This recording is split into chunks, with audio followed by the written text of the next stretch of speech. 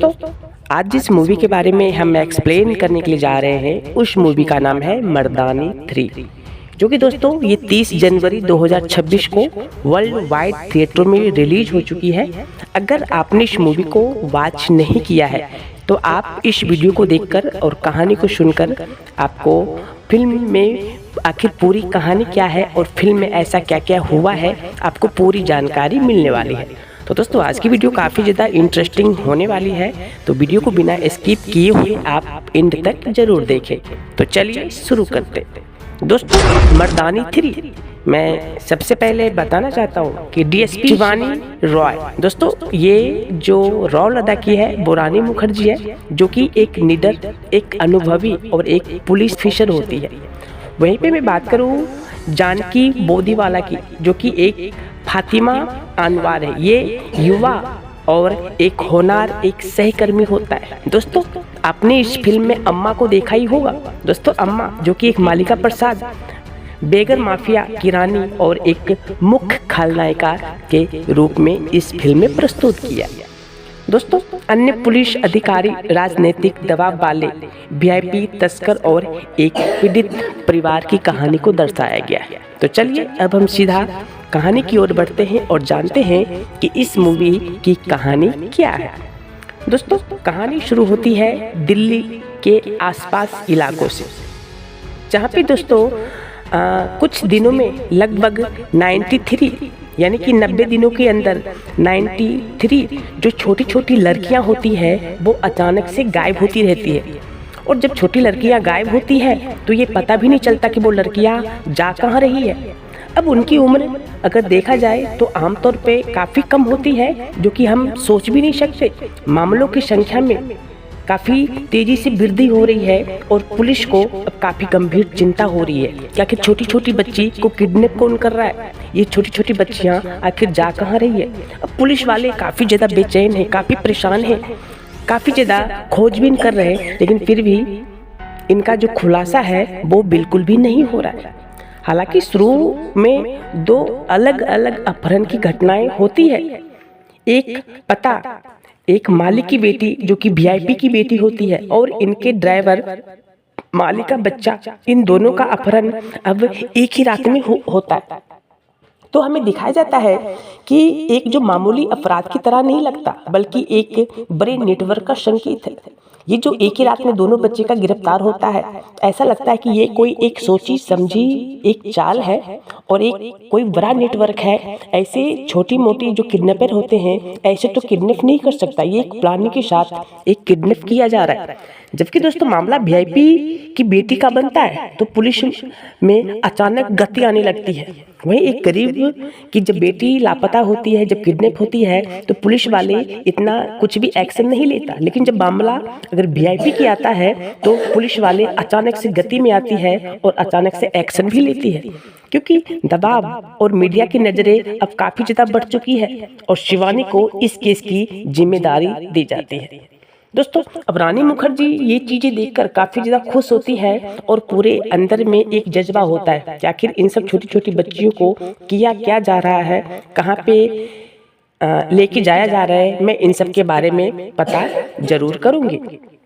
अब यहाँ पे दोस्तों हमें ये दिखाया जाता है कि शिवानी और जो शिवानी की टीम होती है जिसमें फातिमा भी है।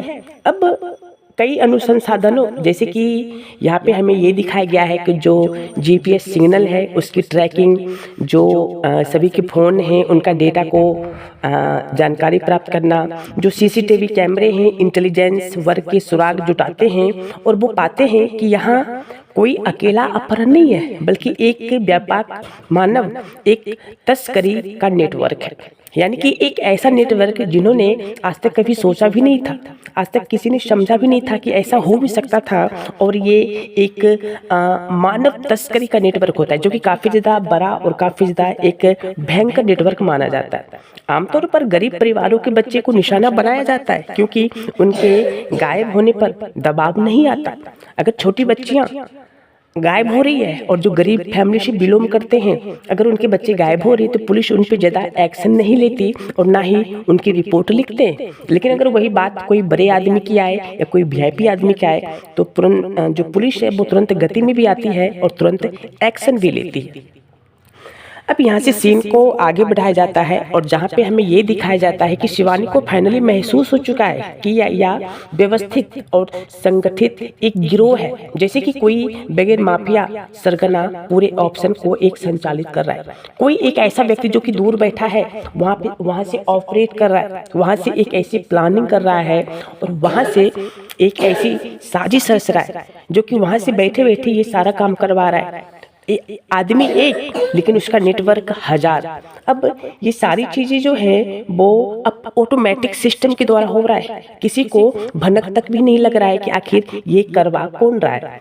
तभी दोस्तों हमें इस फिल्म में एक मुख्य खलनायिका यानी कि अम्मा को दिखाया जाता है। दोस्तों अम्मा ये देखने में तो बहुत सीधी साधी और एकदम मूर्ख औरत लगती है, लेकिन ये कोई अम्मा मूर्ख औरत नहीं होती। ये इस फिल्म में एक मुख्य खलनायिका है जिसके बारे में हमने कभी सोचा भी नहीं था। अम्मा वो निकलती है। अब जैसे ही जांच धीरे धीरे आगे बढ़ती है तो शिवानी को जब ये पता चलता है कि गिरोह का नेटवर्क अम्मा नामक एक महिला करती है, यानी कि यही अम्मा के बारे में बात हो रही है जिस अम्मा इस फिल्म में मुख्य खलनायिका के रूप में प्रस्तुत है।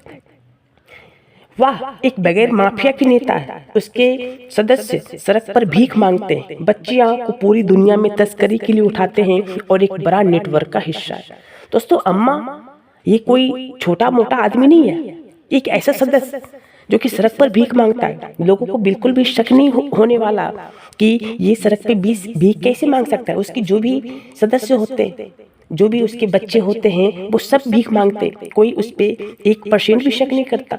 बच्चियां की पूरी दुनिया में एक तस्करी के लिए उठाते हैं और एक बड़ा नेटवर्क का हिस्सा भी होता है। लेकिन बाद में खुलासा होता है, लेकिन फिर हमें कहानी को आगे बढ़ाया जाता है और जहाँ पे हमें ये दिखाया जाता है कि अम्मा का नेटवर्क अब सिर्फ इंडिया तक ही सीमित नहीं है या अंतर्राष्ट्रीय तक फैलता दिखाई देता है। ये भारत, यूरोप, बांग्लादेश, चाइना, पाकिस्तान, बहुत सारे ऐसे देश हैं जहाँ पे बच्चों को ट्रांसफर किया जाता है वहाँ से उठा के।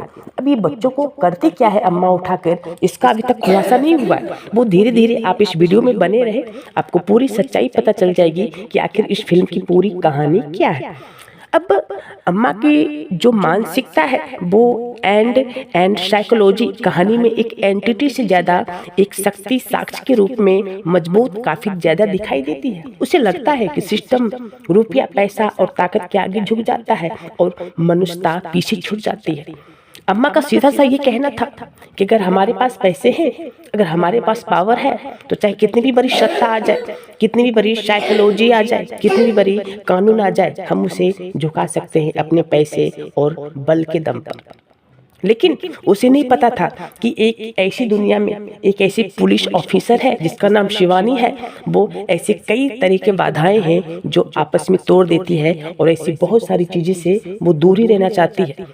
लेकिन शिवानी को केवल अपराधियों का सामना नहीं करना पड़ता, उसे राजनीतिक, प्रशासनिक और कानून दबावों को भी सामना करना पड़ता है, क्योंकि शिवानी ही एक ईमानदार पुलिस ऑफिसर होती है। ऐसे तो बहुत सारे ऑफिसर हैं, लेकिन उन सब में इकलौती शिवानी एक ऐसी पुलिस ऑफिसर होती है जो कि काफ़ी ज़्यादा ईमानदार और लोगों के प्रति उनका काफ़ी ज़्यादा प्यार भरा हुआ होता है। वो बच्चे के मामले में काफ़ी ज़्यादा स्ट्रिक्ट होती है और किसी भी तरह कोई भी हाल में वो बच्चे को आखिर बाहर निकालना चाहती थी कि आखिर ये बच्चे किडनैप कैसे हो रहे हैं, बच्चे आखिर जा कहाँ रहे। लेकिन जब मामला वीआईपी की बेटी का नहीं होता तो सिस्टम उसे प्राथमिकता ही नहीं देता। अब शिवानी को अपने वरिष्ठ को मानना पड़ता है कि ये केस काफ़ी ज़्यादा महत्वपूर्ण है। अगर इस केस में हमने हाथ नहीं डाला, अगर इस केस के खिलाफ अगर हमने कुछ नहीं किया तो हमें पुलिस अफसर बनने का कोई हक नहीं, हमें पुलिस की वर्दी पहनने का कोई हक नहीं। तो हमें इन मामलों का जांच करना चाहिए, हमें उन तह तक जाना चाहिए कि आखिर बच्चे किडनैप कैसे हो रहे, आखिर दूर ऐसा कौन बैठा हुआ है जो एक बहुत प्लानिंग करके, एक बड़ी साजिश करके जो बच्चों को किडनैप किया जा रहा है।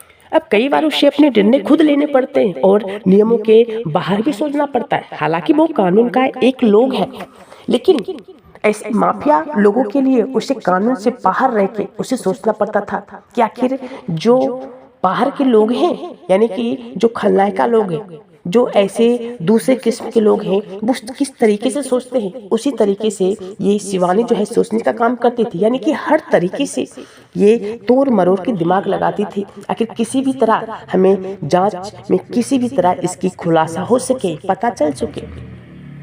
लेकिन दोस्तों जांच के बीच में कई क्रूशियल अब यहाँ पे ट्विस्ट भी आता है, और जहाँ पे हमें ये दिखाया जाता है कि जब शिवानी को पता चलता है कि अपहरण लड़कियां सिर्फ बेची ही नहीं जा रही है, बल्कि कुछ व्यापारिक वचनात्मक इस्तेमाल भी किया जा रहा है, जैसे कि जबरदस्ती, बाल श्रम, तस्करी और योजनाबद्ध शोषण। यानी कि जब ये शिवानी को पता चलता है कि लड़कियां को सिर्फ किडनैप नहीं किया जाता है, उसके साथ दुष्कर्म भी किए जा रहे हैं, उसके साथ जबरदस्ती बाल श्रम भी किया जा रहा है, तस्करी भी किया जा रहा है, दूसरे देशों में उसे बेचा भी जा रहा है, और योजनाबद्ध का शोषण भी किया जा रहा है। बस ये मान लो कि शिवानी को अंदर से पूरा खून ही खुल जाता है। अब यहाँ पे वीआईपी बेटी और गरीब परिवार की बेटी के बीच का सिस्टम एक फर्क व्यवहार शिवानी को नैतिक सवालों पे मजबूर कर देता है। अब शिवानी काफी ज्यादा यहाँ पे फंस चुकी है कि आखिर उसे क्या करना चाहिए, किसके पक्ष में जाना चाहिए, किसके पक्ष में नहीं जाना चाहिए। अब उसका दिमाग यहाँ पे काम करना बंद कर देता है। लेकिन फातिमा और शिवानी के बीच या सीनियर जूनियर का रिश्ता काफी ज्यादा स्ट्रॉन्ग होता हुआ दिखाई देता है। फातिमा अपने शुरुआती डर को पार करती है और सक्रिय भूमिका भी निभाती है, जहाँ पे दोनों काफी ज्यादा मतलब आपस में मिल जाते हैं, घुल मिल जाते हैं, और दोनों की जो ताकतें हैं अब काफी ज्यादा बढ़ चुकी है। लेकिन अब दोनों चुनौती के लिए तैयार है। अब किसी भी तरह वो दोनों की बस एक ही इच्छा होती है, एक ही चाह होती है कि आखिर उस बच्चे को हम कहीं से भी, और जो बच्चे का जो गिरफ्तार करता है, जो किडनैप करता है, और जो ऐसी प्लानिंग है, हम उस खुफिया एजेंसी तक पहुंचे जो कि उसे हम सब दिन के लिए खत्म कर दे, और इन बच्चों का जो भी सिस्टम है, जो भी ऐसी गलत काम कर रहा है, उसको हम छुटकारा दिलवाए। अब जैसे ही शिवानी को सुराग मिलता है तो अम्मा के गुप्त ठिकानों और नेटवर्क तक पहुंचता है। हालांकि बहुत दिनों से प्रयास शिवानी कर रही थी कि अम्मा का ठिकाना आखिर कहाँ है, उसका पता लगाया जाए, उसका गुप्त ठिकाना कहाँ है उसे पता लगाया जाए, आखिर इसके नेटवर्क कहाँ कहाँ तक है उसके बारे में पता लगाया जाए, इसके नेटवर्क में कितने लोग काम करते हैं और कहाँ कहाँ के लोग काम करते हैं ये पता लगाया जाए। तो वो कई बेगर बीच के संगीत भी ढूंढते हैं, बड़े तहखाने, ट्रक रूट और कोलंबो तक के एक ऐसा कनेक्शन पता चलता है जहाँ पे ये पता चलता है कि पूरा नेटवर्क भारत के कई शहरों से लेकर अब विदेश तक फैल चुका है। लेकिन ये पॉसिबल नहीं था इतना जल्दी उसके नेटवर्क पर एक पकड़ बनाना, उसके नेटवर्क को खत्म करना, क्योंकि ये कोई छोटा मोटा नेटवर्क नहीं था 2-4-5 किलोमीटर तक। ये दोस्तों इंडिया से बाहर तक पूरा एक नेटवर्क फैला हुआ था, जहाँ पे कहानी में अब कुछ इमोशनल बिंदु भी हैं, जैसे कि कई परिवार की दर्दनाक कहानियां भी हमें यहाँ पे दिखाई जाती है। बच्चे का किडनैपिंग दिखाया जाता है, बच्चे के माँ बाप काफी ज्यादा टूटते हुए नजर आते हैं, काफी ज्यादा रोते हुए नजर आते हैं, उसकी आंखों में एक धुंधलापन भी दिखाई देता है। कई माँ टूट जाती है, बिखर जाती है, कई ये सुन के खुदकुशी भी कर लेता है। लेकिन शिवानी खुद पूछती है, क्या सिस्टम लड़कियों को बचाने में सक्षम है या सिर्फ नंबर्स और रिपोर्ट की प्रायोरिटी देता है? अब शिवानी खुद से ही सवाल करती है कि क्या हम लड़कियों के बारे में कुछ नहीं कर सकते, क्या लड़कियों का जीवन में कुछ नहीं होता? अब फातिमा और शिवानी के बीच एक मेंटर स्टूडेंट बंधन और ज्यादा मजबूत होता है, और जिस वजह से इनका जो है रिश्ता काफी ज्यादा स्ट्रॉन्ग होने की वजह से जो फिल्म का जो ट्विस्ट है वो काफी ज्यादा हो जाता है। और तभी यहाँ पे सीन खत्म होता है और सीन को आगे बढ़ाया जाता है और हमें क्लाइमैक्स हमें दिखाया जाता है, जहाँ पे दोस्तों क्लाइमैक्स में शिवानी को टीम अम्मा का सबसे बड़ा ठिकाना मिल जाता है, जो कि शिवानी काफी दिनों से, काफी महीनों से, सालों से हम यूं कहें तो प्रयास कर रहे थे ठिकाने खोजने का। और लास्ट में जब ठिकाना मिल जाता है तो यहाँ पर तीव्र action, sequence, firing, high tension scenes और एक निर्णायक एक मुकाबला होता है। अम्मा की टीम और यहाँ पे जो शिवानी की टीम है, दोनों में अब फेस टू फेस फायरिंग भी होती है, एक्शन भी होते हैं, काफी ज्यादा मारपीट भी होती है, और शिवानी को ये चुनना पड़ता है कि खुद अम्मा को पकड़ना है या बच्चे को सुरक्षित बचाना है। अब यहाँ भी जो शिवानी है काफी ज्यादा अब मुश्किल में फंस चुकी है कि अम्मा को वो अगर पकड़ के ले जाती है तो यहाँ पे बच्चे नहीं बच पाएंगे, और यहाँ पे अगर बच्चे को अगर सुरक्षित लेके जाए तो अम्मा वहाँ से फरार होने वाली है। अब शिवानी जो है मन ही मन सोचने लगती है कि आखिर क्या करना चाहिए, क्या हम ऐसा कुछ रास्ता चुनना चाहिए या कुछ ऐसा दिमाग लगाना चाहिए ताकि बच्चे भी सुरक्षित पकड़े जाए और शिवानी भी हमें सही सलामत मिल जाए। लेकिन अंत में शिवानी एक रणनीति चाल से अम्मा को बेनकाब और गिरफ्तार करने में सफलता पाती है। कुछ ऐसे ही दिमाग लगाती है जिस वजह से वहाँ जितने भी बच्चे किडनैप हो चुके हैं सारे बच्चे की जानें भी बच जाती है, एक भी बच्चे की जान नहीं जाती। और फाइनली जो अम्मा का जो यहाँ पे पूरा तंत्र मंत्र होता है, पूरा राजनीतिक होता है, जो पूरा नेटवर्क होता है, वो एक झटके में पकड़ लेती है। बहुत प्रयास करने के बाद और यही सफलता वो चाहती थी इतने सालों से। पता नहीं वो किस किस कामों के लिए इधर उधर काफी ज्यादा घूम रही थी, किस किस के पास जा रही थी, बहुत सारी ऐसी चालें चल रही थी। दिन रात उन्होंने एक कर दिया अम्मा को पकड़ने के लिए, ये नेटवर्क को खत्म करने के लिए और उन सारे बच्चे की जिंदगी बचाने के लिए। दोस्तों हालांकि मर्दानी 3 फिल्म का अंत सिर्फ डांट कानून सफलता नहीं दिखाता, बल्कि समाज के प्रति चेतावनी और प्रतिबद्धता भी प्रस्तुत करता है। क्योंकि जिस हिसाब से मूवी में दिखाया गया है आजकल के ज़माने में ऐसा ही हो रहा है। क्योंकि बहुत सारे आपने सोशल मीडिया या बहुत सारी ऐसी यूट्यूब वीडियोज या कहीं और सोशल मीडिया प्लेटफॉर्म पर आपने देखा होगा कि बच्चे पेरेंट्स सुबह स्कूल लेके जाते हैं और शाम को जब पता चलता है उसके बच्चे स्कूल से चले गए मगर अभी तक घर नहीं पहुंचा। यही एक बड़ा नेटवर्क होता है जहाँ पे बाहर के देशों में बच्चे को बेच दिया जाता है, उससे गलत काम करवाया जाता है। ये फिल्म हमें ये भी दिखाता है कि एक व्यवस्थित अपराध सिर्फ पुलिस के बूते नहीं रुकेगा, बल्कि समाज के हर हिस्से को जागरूक होना पड़ेगा। दोस्तों अगर देश संभालना है, अपने बच्चे को संभालना है, अगर भारत को संभालना है तो ये पूरी जिम्मेदारी सिर्फ देशवासी, सिर्फ पुलिस की नहीं है, सिर्फ वो बॉर्डर पे बैठे फौजी की नहीं है, ये बल्कि समाज के हर हिस्से को भी है। जो इस समाज में रह रहे, जो इस देश में रह रहे, जितने भी बच्चे के पेरेंट्स, ये सबकी जिम्मेदारी है कि अपने बच्चे को सही सलामत रखे, हर तरीके से वो जागरूक हो। और शिवानी का ये आखिरी मोनोलॉग, ये संदेश हमें ये भी देता है कि यदि आज हम बेटियों की सुरक्षा ना करें तो कल किसी की बेटी हमारी बेटी भी हो सकती है। क्योंकि अगर आपने आज अपनी बेटी की सुरक्षा नहीं किया तो कल यही बेटी किसी और के घर में जाएगी या किसी और की बेटी आपके घर में आएगी, तो सुरक्षा तो करनी ही पड़ेगी।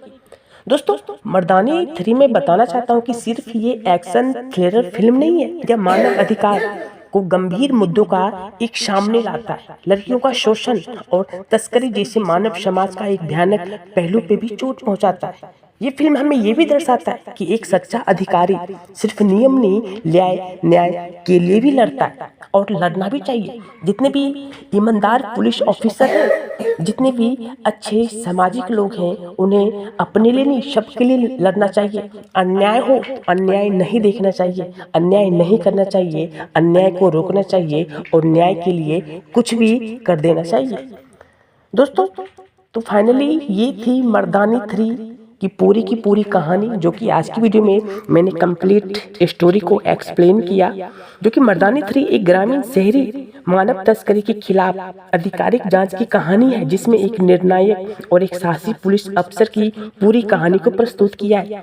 एक संगठित अपराध नेटवर्क है जहाँ पे कहानी सामाजिक मुद्दों के साथ एक इमोशनल और थ्रिल से काफी ज्यादा भरपूर है, जो कि देखने में काफी ज्यादा इंटरेस्टिंग और काफी ज्यादा ये मजा आता है। आखिर में न्याय और विजय मानवता को संदेश भी मिलता है। तो दोस्तों आई होप आज की वीडियो का एक्सप्लेनेशन, आज मूवी की स्टोरी आपको बेहद पसंद आई होगी, मर्दानी 3। और दोस्तों मैं इस मूवी के मैं बारे में बात करूँ तो काफ़ी अच्छी मूवी है। जिस हिसाब से आजकल के जनरेशन में हो रहा है वही पूरी चीज़ इस मर्दानी 3 मूवी में दिखाई गई है। और इसमें स्टार कास्ट की बात करूँ तो रानी मुखर्जी का जिस हिसाब से रोल है, काफ़ी एक भयंकर, एक डेंजरस और एक मानवता का रोल दिया गया है, जिसे हर समाजवासियों को, हर देशवासियों को ये लागू करना चाहिए अपनी बेटे के प्रति, अपने बच्चे के प्रति। बाकी दोस्तों आप लोग का क्या कहना है इस मूवी को लेकर या इस मूवी की कहानी को लेकर, आप अपना ओपिनियन कमेंट कर सकते हैं। बाकी दोस्तों अभी तक अगर आपने इस मूवी को वॉच नहीं किया है तो आप इस मूवी को ज़रूर देखें कि आजकल के जनरेशन में क्या हो रहा है। इसमें सच्ची कहानी दिखाई गई है, आप लोग पे काफ़ी ज़्यादा फर्क पड़ने वाला है, काफ़ी कुछ आपको सीखने वाली भी है। वही बात करें, इस मूवी को आप अपने बच्चों फैमिली के साथ भी देख सकते हैं, इसमें कोई भी ऐसी सीन नहीं है। बाकी अलग अलग देखें तो और ज़्यादा बेटर है। तो दोस्तों फिर मिलते हैं किसी नेक्स्ट वीडियो में एक ऐसी मूवी एक्सप्लेनेशन एंड स्टोरी के साथ। तब तक के लिए जय हिंद, जय भारत।